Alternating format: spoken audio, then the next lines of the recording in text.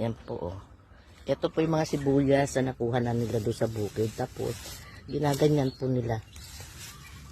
So, gaganyan po nila para matuyo po yan. O, ayan. Pinapatuyo po nila yung mga dahon. Tapos, tatanggalin na po yung mga dahon. Kaya naka-spread, nakaganyan po, oh.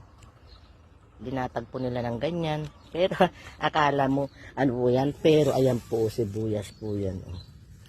Kasi kaya pinaibabaw yung mga dahon para po lilinisan na lang po nila. Ayan. Ito po yung pinagawa kong lalagyan ko sana ng bahay kubo. Pero hindi ko pa po natapos eh.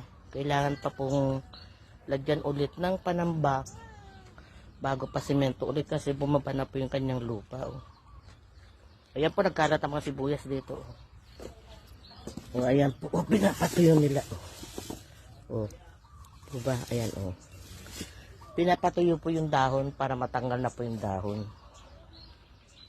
Katapos magiging ganito po yan, oh. Pag nalinis po yung natuyo na yung dahon, ganyan na po siya.